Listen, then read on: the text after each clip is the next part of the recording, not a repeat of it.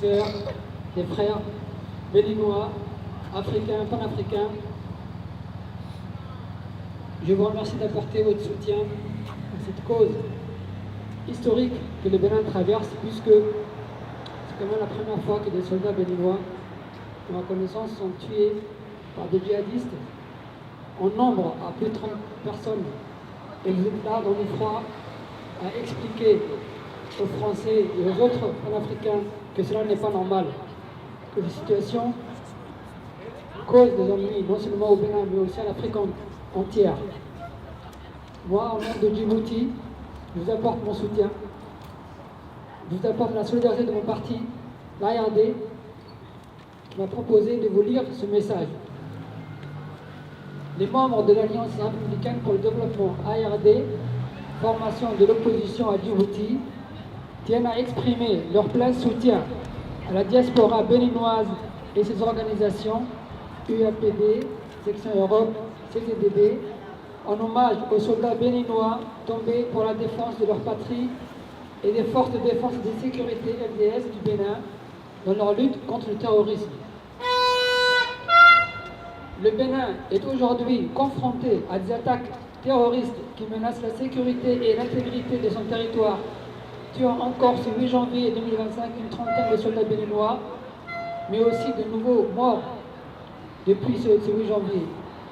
Nous sommes profondément attristés par ces événements tragiques et saluons la détermination des citoyens béninois qui expriment leur refus de la terreur.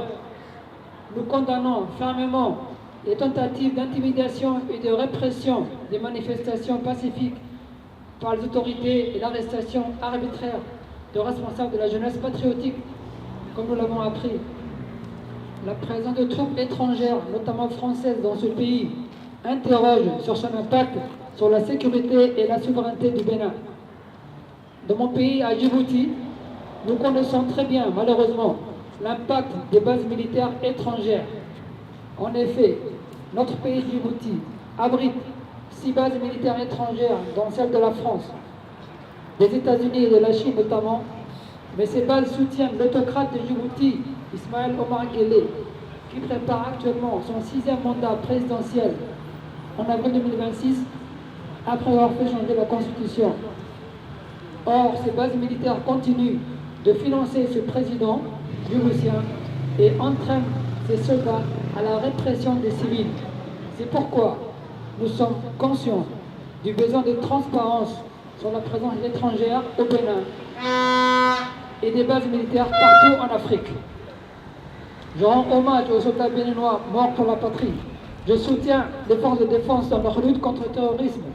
J'exprime notre solidarité avec le peuple béninois en lutte pour la liberté et la sécurité. Bon courage, chers amis. Moi, je suis membre de la Ligue panafricaine Moja, qui est elle-même membre de la dynamique unitaire panafricaine qui est représentée aujourd'hui par Augustin et d'autres. C'est Augustin qui a parlé au nom de la VUP, mais quasiment tous les camarades qui ont pris la parole auparavant sont aussi membres de la VUP. Donc la Ligue panafricaine Moja rend hommage aux soldats béninois et aux victimes civiles des actes terroristes qui ont frappé le nord du Bénin.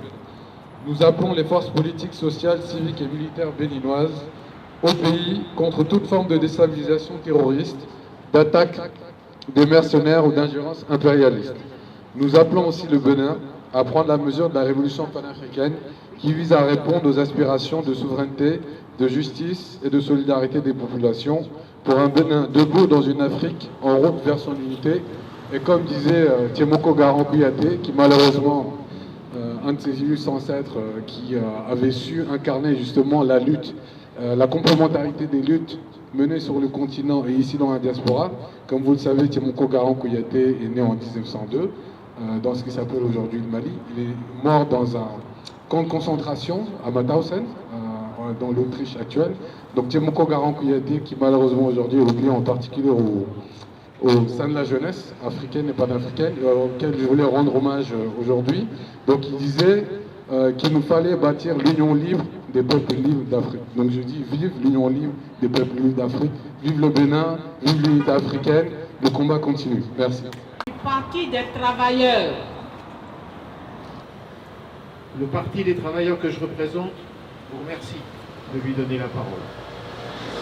nous sommes présents à vos côtés aujourd'hui pour vous assurer de notre solidarité et appuyer votre exigence qui est celle de tous les peuples du Sahel et de l'Ouest africain, retrait immédiat des troupes françaises.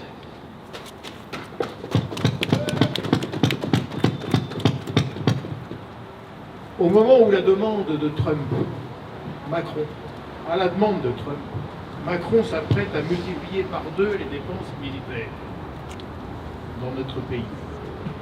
Au moment où, contre cette politique impérialiste, les peuples opposent leur aspiration à vivre en paix, de la Palestine à la République démocratique du Congo, de la Russie à l'Ukraine, notre parti ne cessera, comme il l'a toujours fait, de soutenir la volonté des peuples d'Afrique, et en particulier du Bénin, de vivre libres et souverains, sans troupes étrangères, quelles qu'elles soient, sans pillage des multinationales et sans plan d'ajustement structurel du FMI.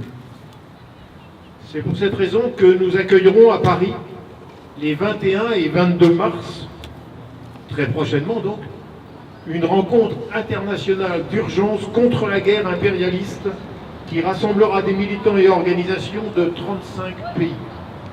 C'est pour cette raison que la veille, nous organisons vendredi 21 mars à Paris un grand meeting international porte de Charenton contre la guerre et l'exploitation, auquel vous êtes tous, tout naturellement, les bienvenus.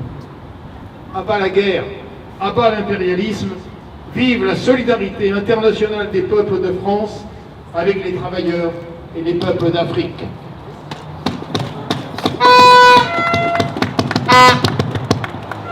Merci.